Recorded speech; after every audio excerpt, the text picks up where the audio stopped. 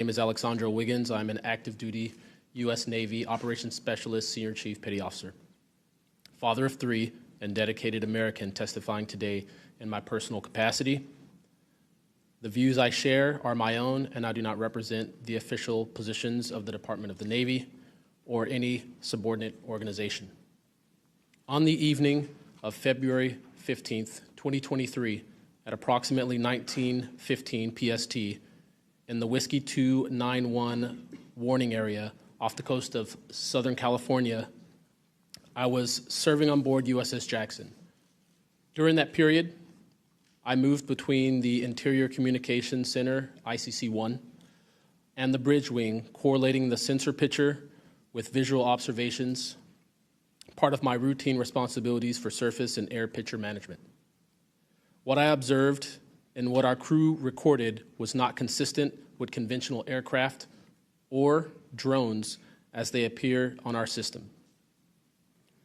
A self-luminous tic-tac shaped object emerged from the ocean before linking up with 3 other similar objects. The 4 then disappeared simultaneously with a high synchronized near instantaneous acceleration. I observed no sonic boom and no conventional propulsion signatures, no exhaust plume, no control surface articulation on the Sapphire image system. Shortly after the synchronized departure, radar tracks dropped. These observations were multi-sensor and recorded inside of ICC-1 with time location overlay visible in our source frames that have been made public by journalists.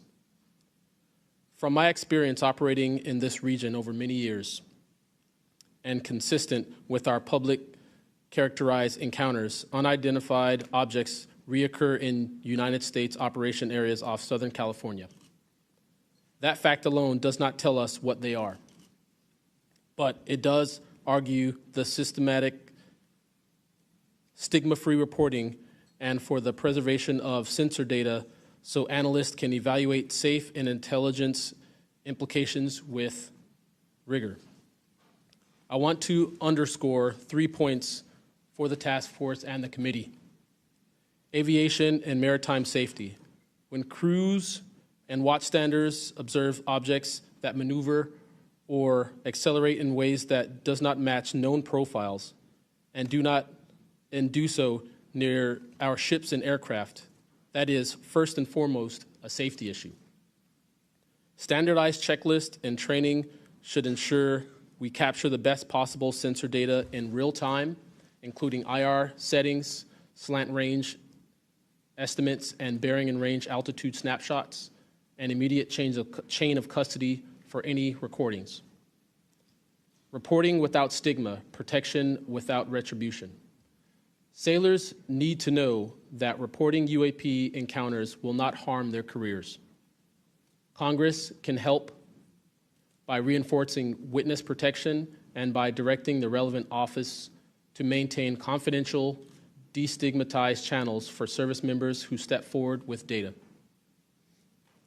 Declassification and transparency where possible. The task force declassification mission is directly relevant here, where operational security permits releasing metadata preserved sensor excerpts or at least technical summaries would improve public trust and accelerate outside scientific scrutiny. That includes, when feasible, the time geo-reference IR frames and radar parameters needed for independent analysis. To be clear, I am not here to make claims beyond my lane. I am here to provide a first-hand account of what I saw, what our systems recorded, and why it matters for safety, for intelligence, and public confidence. My request to you is practical. Help us capture, protect, fairly evaluate the evidence, and provide a safe pathway for those in uniform to report it. In closing, I want to thank the committee and the task force for holding this hearing and for placing this discussion in a forum where evidence can be examined carefully and openly. I appreciate your attention and stand ready to answer your questions. Thank you. I'm George Knapp, Chief Investigative Reporter at KLES TV in Las Vegas. I began my pursuit of this weird mystery way back in 1987, and for 38 years, I've always approached this as a news story. It's not a matter of faith or belief. To me, it's a story, and it's an important one.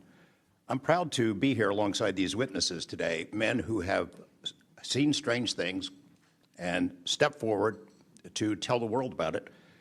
Whistleblowers and witnesses who step up are routinely insulted, belittled, or worse. They risk their reputations, their careers, their clearances, their livelihoods, and sometimes much more than that, even their freedom. I know that one of the goals of the task force here is to figure out ways to protect whistleblowers and witnesses, and it's a tall order because so many of the things that happen to witnesses like these are extra-legal. They're carried out by persons unknown, as Mr. Dave Grush, sitting up at the top of the room, knows all too well, including events in recent days that have happened to him.